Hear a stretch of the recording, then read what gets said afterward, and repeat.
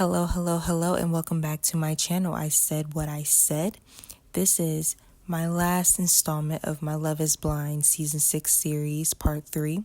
We will be discussing each couple individually and giving my thoughts and opinions on them. We will also be talking about the reunion as a whole and overall the season in its entirety, my thoughts and opinions on it. So stay tuned and continue to like, comment, and subscribe. Thank you.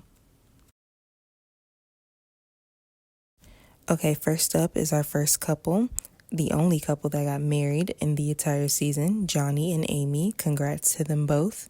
They are still together to this day, and they are very cute. There's not really much to say about them. Their most drama was about the whole thing about if she gets pregnant, she don't want to do birth control. He don't want to do condoms. He's worried.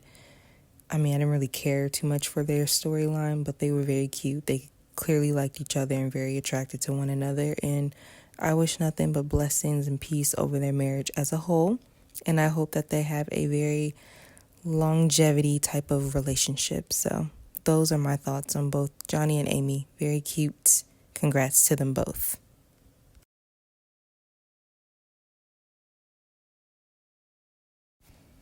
Okay, next up we have Kenneth and Brittany. Well, child,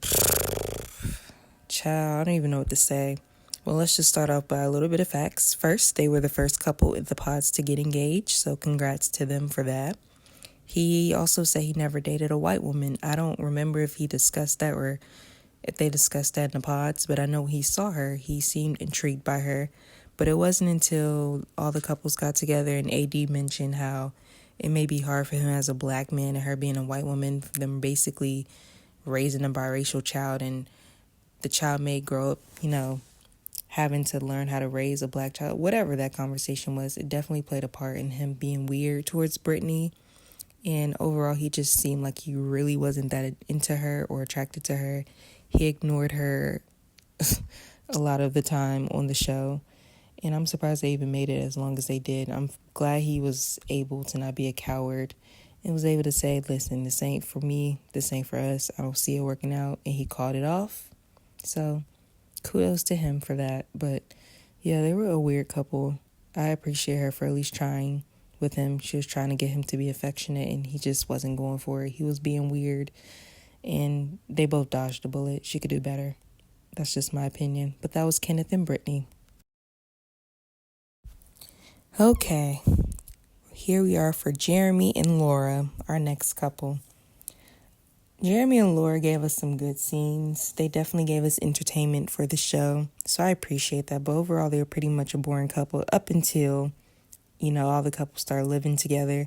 And Jeremy basically got caught for lying and practically cheating on Laura in their engagement and just basically being a fuckboy.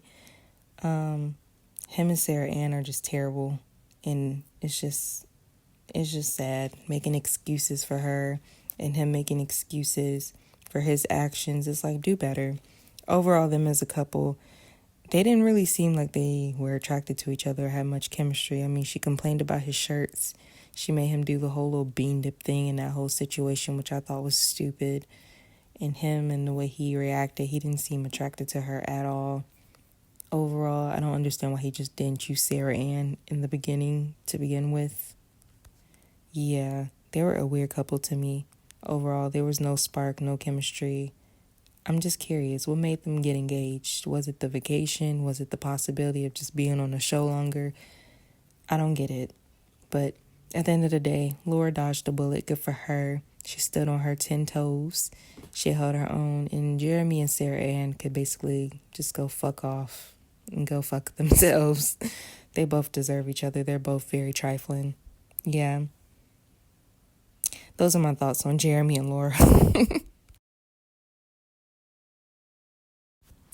Okay, on to our two main character couples that made season 6 what it is. We have Clay and AD, and we have Chelsea and Jimmy. So let's get into it. Okay, now let's get into a couple who definitely gave off main character energy. These two people were definitely one of the couples that kept the season going and kept the season buzzing with their interesting, iconic moments from the season itself. Clay and AD. Clay and AD were two African American individuals who are both attractive and successful. So, of course, you want to root for someone like that and see that type of representation, especially on a platform as huge as Love is Blind. You know, you want to see that. We want to see that love. Unfortunately, we did not get that. We got toxicity, trauma, naivety, and just stupidity all in its own. And we're going to get into both of the people. But as a couple, let's talk about Clay and AD together. Clay and AD were a train wreck from the get-go. Clearly, men are the type of people where they are visual people. They have to physically be attracted to you. Even if you have a great personality, demeanor, and all that, smarts, they have to be physically attracted to you. And in this season, it definitely showed. For Clay, he definitely came on the season making sure that every time he got in the pods, he mentioned something about a physical attribute. What did the woman look like? Was she shaped a certain way? Was she petite? Did she have butt? Was she slim? Did she have hips? Did she have lips? He didn't waste no time. He really wanted to see exactly what AD looked like. He did not care about the whole gist and experiment of the show, Love is Blind, up until he found out that AD also had options. Then he really got his act together. But let's talk about outside the pod. The moment that Clay saw AD, you can definitely tell that he was not attracted to her at all. No physical attraction. He was attracted to her physicality, her body, but not to her. If you notice, any and every compliment that he gives AD is about only her body and only pertaining to her body. It's never about how beautiful she is, how smart she is, how wonderful she is. If he's not giving a compliment saying, I love you, or she's my best friend, it's always about her body and him touching it and wanting to sexualize it. AD's body was sexualized the entire season between Clay, Jeremy, and Laura with the whole bean dip titty flip situation, and Jimmy and Chelsea talking about how stacked she was, and Jimmy being creepy coming over to her, talking to her about that. She was being sexualized the entire time. But she's also not innocent because she also played a factor into that as well. Being so that she is very beautifully shaped, AD played a lot of part into that. Even the reveal of her and Clay, she even showed her body and said, hey, you like what you see? Showing off her body and her curvaceous curves. And on top of that, even at the wedding, when Clay saw her, instead of saying, oh, look at my beautiful wife, or you look so beautiful, you're working that dress, it's more so, okay, body. And her response being, yeah, you see the material. Can they both just get a grip? It's sad that AD has to use her body to attract men, which is probably why she got a lot of attention in the past, probably because of how she's shaped and how she's, just how she looks. And she feels like she needs to use that in order to attract men because she doesn't feel like she deserves love. As she told Clay when they were on vacation, she doesn't feel like she deserves love or she needs love or whatever. And, that's not true. AD definitely played into her insecurities. She wasn't as bad as Chelsea, but she definitely played into it where she definitely chose to see all the red flags and ignore it and just act like she didn't really realize what was going on, which is unfortunate because if a man tells you who he is and shows you who he is up front, you need to pay attention to that. Going back to Clay for a second. Clay's excuses were just too much for me. The whole thing about his dad being a homewrecker and a cheater and taking him on whole trips to cheat on his wife and his mom was just a mess in itself. And the fact that Clay feels like, oh, it's a DNA thing, it's hereditary and it gets passed down and you could just hereditarily cheat. No, sir, you're a grown-ass man and you can make decisions for yourself. You can choose to not want to do that. But the only reason he made sure to continuously let AD know that he was going to cheat was one, because he wasn't attracted to her, and two, because he wanted AD to break things off herself and have a clean cut. It's easy to be on TV and be with a dark-skinned woman like AD and not get canceled if she breaks it off and if he's upfront and honest and stuff and he's like, well, I told her what it was from the get-go. He can't be canceled for that. He can't be called a bad person. So he played into it like, I'm letting you know what it is. I'm going to cheat on you. She's ignoring it, being naive about it, and just acting like it doesn't exist while he's waiting for her to make the first move to break it off. But instead, he just did it at the wedding. Anyway, let's speak about that for a moment. When I first watched it, I felt bad for AD. I was like very sad for her. She didn't deserve it. I felt for her pain. But at the same time, we need to hold AD accountable. AD chose to overlook all the red flags that were thrown in her face. I mean, between the way he talked to her, the way he treated her, the way he constantly put out there that he was going to cheat on her and he was going to do wrong by her, all these different things. But in her mind, she looked at it as he's being vulnerable, he's being honest, and, I can change him, I can fix him. That's my job, Captain Save-A-Ho. Yeah, no, baby. It doesn't make sense when you get to the altar. You're surprised that he says no and he's not ready, but then he's telling you every single time he's around you, he don't want to commit to you. And he's showing you that. Between telling you that you're going to have to get in the motherfucking gym and your body going to have to be a certain type of way, from you being cold at the restaurant, instead of him giving you his warm coat that he was wearing or sweater, his mom gave you the sweater. Like, girl, wake up and open your eyes. I know AD is used to bad boys and fuck boys, but it's like you don't have to settle for that. You could settle for a man who really does love you and want to cherish you and want to do right by you. Not just a man that looks good and everyone's like, oh, you got a good one just because he looks good and he got money. That don't mean anything. They both need to tighten up, and they were a hot mess. Speaking about Clay's mom, it's interesting how at the wedding, Clay's dad was like, I'm glad I met you. Ain't no one like you. I met you. And she had to check him and let him know, sir, you met me, you had me, but you didn't keep me. And that's the problem. And now you passing this generational bullshit to our son, and he's pulling and doing the same thing. Am I also the same one? Y'all let me know if I'm wrong or not, but am I also wrong that I clocked the father's tea? Like, let's talk about it. I don't think his father would have showed up to the wedding if it weren't for all the cameras and him being on the show. Because he immediately started talking about all his accomplishments to Clay when he was on the show. But I don't think he would have done that just to do it one-on-one. But that's just my opinion. Overall, with Clay and AD, he clearly wasn't attracted to her. She was naive and desperate and in desperate need of self-love and finding love. And he clearly just wanted clout, fame, and just to have sex with this woman. They're not taking each other seriously, and they never will. If a man shows you who he is the first time, believe it. Stop trying to be Captain Save-A-Ho for a guy who don't want to be saved. Those are my thoughts on Clay and AD. Okay, we're down to our last and final couple of the season, the couple that everyone loves to hate, Megan Fox and Jiminy Cricket, also known as Chelsea and Jimmy. Chelsea and Jimmy were definitely the main stars, the main characters, the face of the show. They gave us drama, they gave us cringiness, they gave us iconic moments, and then most importantly, they gave us entertainment, okay? They made reality TV worth watching again. They were both so annoying and so draining, so let's talk about it. First and foremost, I just want to say, despite whatever I feel about both Jimmy and Chelsea, you got to give where props are due. At the end of the day, even if you never seen the season, or even if you just never seen one episode of Love is Blind Season 6, I'm pretty sure you have heard Jimmy and Chelsea or seen their faces everywhere, or at least seen Chelsea's face near a Megan Fox and wondered, why? Who is that? Who is that? Well, Miss Chelsea thinks that she is Megan Fox, so let's talk about it.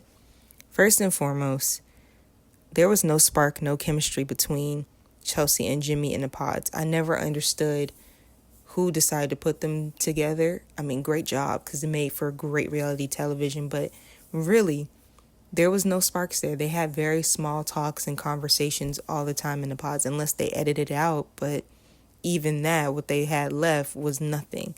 Up until Miss Chelsea decided to say, have you ever get told you look like a celebrity? I always get told that I look like MGK's, I think she's his girlfriend or his wife. First off, ma'am, you know good and goddamn well who the Megan Fox is. Miss Transformers, Miss Jennifer's Body. Blue eyes, dark hair, don't play with her. Miss Megan Fox, you know exactly who she is. And the fact that Jimmy solely wanted to marry this woman based off the fact that she says she looks like Megan Fox was his biggest red flag and his biggest fuck up. Because you can't go off of the looks. You have to go by the experiment. Love is blind. Do you fuck with this person because of their personality? But anyway, moving out of that, their reveal, Jimmy and Chelsea's reveal, was definitely top 2 and not 2 iconic moment of season 6. Let's talk about it for a second. The fact that Jimmy really prepared himself to meet a Megan Fox just to get a Temu version of her is the funniest thing. You could see it all in his demeanor and in his face. He looked so distraught. He looked like he just got the worst Christmas gift ever. And it was just so sad, but also made for really, really great television. Anyway, Jimmy was a coward. Let's just call a spade what a spade. Jimmy was a coward, just like Clay. You got this man who is not attracted to this woman, but basically led her on the entire time for clout, just to see how long he could be in the experiment and just to see how far he can go. And probably just also have sex too, because let's be realistic, when you're living with the other person, I'm pretty sure you get intimate, so that's the benefit there. But he was a coward. He was not attracted to Chelsea at all. There was no chemistry, no attraction there. It's like every time he's around her, he looked miserable and he wanted to force the love there. Even their fights were so cringy and annoying. I can tell the moment he gets away from her, he's like excited. And he's like trying to convince himself every time he says, I love you, or every time he kisses her, and that you're everything I ever wanted. It just feels like a force. We can see it. He can feel it. I'm pretty sure she feels it, which is why she does the most. Let's speak about her for a moment. I know he was definitely the villain, quote unquote, between that dynamic, but really, let's call a spade again. She was really the villain. Chelsea was super insecure. I mean, for good reason. I mean, if you've been in relationships and they've cheated on you and then left these bad scars and PTSD and trauma, I understand that's not an easy thing to get over. However, if you're trying to move forward into a relationship, one that's blasted and broadcasted on national fucking television, you have to get your self-esteem together a little bit.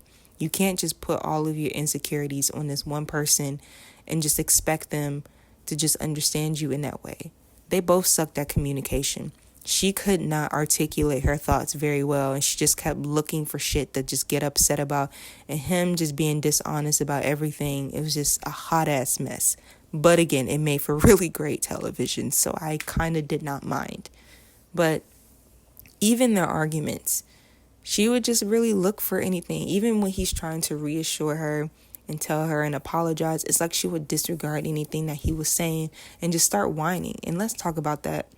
Her baby voice, her whining voice. You are a 20-something-year-old woman. Please grow the hell up. You're not a child. Why are you talking like that? Why are you talking with this baby voice like a little kid? You are a grown woman. Her voice irritated the hell out of me. Oh my God. Her little baby voice too, when she tried to make up with him. It was just, girl, catch a grip. Sad. She didn't even do any of this with Trevor, but she made sure to do it with Jimmy. Crazy. 2, she was so insecure that she was literally making up these scenarios in her head and putting it out. And it's just like, girl, where'd this come from? He can't even hang out with his friends for a couple of hours without you freaking out. Imagine he wants to just have some time to himself and you freaking out thinking that he's doing something behind your back. You need to relax and calm the hell down. Take a Xanax, something. My God. But he wasn't helping because, again, he was being dishonest the entire relationship. And it's like, even when he saw Jess, I know he knew he fucked up. I mean, she did say he was going to choke and croak. Need his EpiPen. He clearly did, because he was not attracted to Chelsea at all. And he made sure to show it anytime. Honestly, I was glad when he finally called off the engagement, because I'm like, why'd you wait this long? You got the vacation. Y'all live together. I know you're tired of this. Y'all both don't want to deal with this. Let's be for real. Stop wasting everyone's time. He was a coward and she was insecure, and they were both just annoying as fuck. They both need to grow up. They both need to learn how to communicate. And I mean, at the end of the day, great television, but very annoying in real life. So those are my thoughts on Jimmy and Chelsea. Now, on to my thoughts of the reunion. Okay, now let's talk about the reunion. Normally when these shows happen and they have a reunion, it's very like anticipated, because it's like everyone comes together, they're giving looks and stuff and iconic reads, and you're just expecting a really good show. However, Love is Blind season 6 reunion was a snooze fest. It was so boring. I mean, yet it had some moments in there, but overall it was so boring. I was just like, child, y'all not really getting into the nitty gritty. Like, they got into some stuff, but they didn't really get into what we really wanted to know. First of all, we spent a vastly amount of time on the whole Sarah and Jeremy and Laura situation, which I'm glad we did, because Obviously, he need to clear up some bullshit that he was in with his fiance before he got on the show. And the whole thing with how he ended up with Sarah Ann in the end.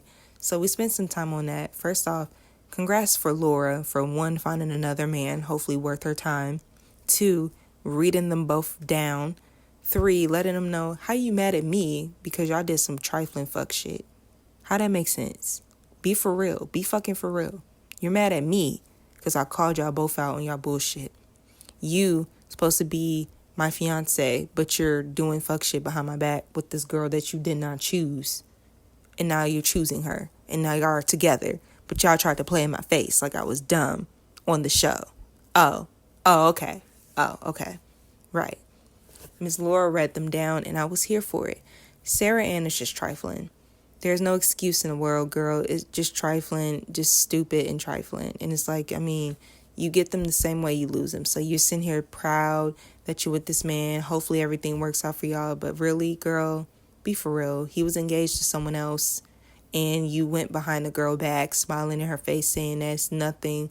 And being bold as fuck and just stealing her man behind her back. And it's not all on her. It's also Jeremy. He's trifling too. If you never really wanted to be with Laura, why'd you waste your time? The moment y'all were at the resort together and the whole beam dip thing happened, y'all should have just called it off then. It was clearly no spark there. It was nothing there. So they addressed all that. Jeremy basically addressed his whole fiance situation. I don't really believe him, but whatever. It's none of my business. At the end of the day, both Sarah Ann and Jeremy can go sit in a ditch. Who cares? Good for Laura for moving on. All right, next up, let's talk about Trevor. Ugh. Child, Trevor was just there. He couldn't even answer any of the questions. I don't know if y'all peep, but I don't know if y'all are familiar with that meme of Miss Johnson, the black lady with the bangs in the courtroom who's just stuck. Like they're calling her name and she just like has a smile, but she's stuck. Like she been caught up. That was Trevor the entire time. It's like, boy, why did you even show up? If you didn't really clear your name, why did you show up? And they pulled out the receipts of the text messages between him and that girl. And even Chelsea had to call him out like, what if I chose you, sir? And he's just like, I'm toxic. I'm sorry. I'm talking. Can I go now? Like, then we had a mini moment between Jimmy and Jeremy, which I'm like, y'all ain't show none of this on the show. Where is this coming from now? Come on, be for real. What I don't understand is a couple of things. First off, let me just congratulate Miss Jessica for reading Sarah Ann down. Because, honey, just like you, Jessica didn't get chose. He instead chose Chelsea over Jessica. But she acted classy about it. She didn't go behind Chelsea back and try to steal her man. She confronted Jimmy. They had a mini talk, a mini reunion. And she kept it pushing, kept it cute. You could have did the same thing. Like, you over here want to ruin engagements and stuff. And so I'm glad she clocked her on it. I'm also glad that AD clocked Trevor for a moment and said, say that shit with your chest, say that shit with your chest, boy. Let's talk about Clay and AD. They're so annoying. First off, AD, I need you to stand up. Just because you look good doesn't mean it's going to keep a man. It doesn't mean that a man is just going to come back running to you. And if he does, it's simply to see if you're still weak-minded, if you will allow him to come back and do the same fuck shit he did to you before. Even though you confronted him on why we not married, I mean, you're still engaging with the guy to this day. And somehow his best friend is exposing you for having a sugar daddy and not being able to afford your life. Basically saying that the sugar daddy is affording everything for you. This wasn't addressed on a reunion. I read this and saw this somewhere. But I was just like, what in the world? Anyway, Clay is full of shit, talking about that he would do everything over and marry AD. That's a complete lie. You're not attracted to her. You never was. You like her body. You probably like the sex. Keep it a buck. And let's move on. AD, find some love, find some self-love, some self-care. There's a man out there for you who want everything about you, not just your body, but everything. And Clay is not that, honey. Grow up and move on. I'm very upset that we didn't get anything about Jimmy and Chelsea. It was very brief. And basically they had a moment where Jimmy was like, oh, she still texted her ex and my friend was upset because she exposed our secret. I'm like, y'all not going to get on this man. Y'all not going to talk about the Megan Fox thing. Y'all not going to just get into the nitty gritty. Y'all didn't discuss nothing of the season. Y'all not even going to talk about the fact that he said Jessica instead of Chelsea before the reveal of him seeing Chelsea. The hot mess. Y'all didn't even get into the nitty gritty. What pissed me off was they brought the old couples from the other seasons, but it's like, for why? For why? They didn't do anything. They didn't leave them, like, they didn't do anything. What was the point of them? Yeah, they asked questions and they made facial expressions when things were going on, but what was the point of them being there? And then y'all didn't even have the mess or the main couple there, Cameron and Lauren. Like, y'all didn't even have them there. So, yeah. I overall give the reunion, I give it a 5 out of 10. All right. So, besides everything that I said about the reunion, the last thing I would say about the little bits and pieces of the reunion, I would say overall it was a snooze fest. I give it a 5 out of 10. Everyone looked great. Everyone looked good. Chelsea looked good. AD, Jessica, even Sarah Ann trifling as, everyone looked good. Everyone was on their P's and Q's. Jimmy even looked somewhat good with his facial hair. Everyone looked really put together. So kudos to them. The looks gave, the reunion didn't. So overall, 5 out of 10. But my overall thoughts and opinions over the season, this was by far the best season of Love is Blind out of all the seasons combined. I feel like it gave us drama, it gave us entertainment, it gave us everything. It gave us cringiness, it gave us memes, it gave us moments that people are still talking about to this day. Like, that's how you know you got something good. It's almost like a euphoria. Not really, but like kind of, sort of. Overall, the season was very chaotic. It gave me a goddamn headache. It was very ghetto. It was trifling as hell, but I enjoyed watching it. It was very, very, very entertaining at the least. I even love watching all the compilations, the people reaction, the TikToks, everything of this season, because one, this was the first season I watched through and through, so I felt caught up, and two, I felt like I was a part of something. But it was a really great season. I've kind of watched a little bits and pieces of each season, and it wasn't given to me. They were boring. It wasn't really any standouts for me. But this season definitely takes the cake. It was the best season of Love is Blind. It was the highest rated season of Love is Blind. And yeah, I can't wait to see what season 7 has to bring. Hopefully it will top season 6, but we'll see. Overall, all the couples and everyone on that show needs goddamn therapy, needs help, needs a psychic evaluation, and just needs some self-love and self-growth and just maturity. I mean, my God, everyone sucked at communication. No one was attracted to anyone on the goddamn show. It was a hot mess. If I overall just had to describe season 6, I would just say a hot fucking mess. Hot mess. It was just a hot mess. But I do recommend watching it. It's very great entertainment and television. And yeah, overall the season for me gets an 8 out of 10. Even though I have my opinions on everyone in the couples, I do appreciate everyone putting themselves out there and, letting people judge them and give their opinions and stuff. They overall made a really, really good, entertaining season, so that's all that matters. Like I said, I'm looking forward to season 7. I don't know what that would entail. Who knows? Maybe I'll be on it. Stay on the lookout. Thank you so much for tuning in to my Love is Blind series. And this will conclude part 3.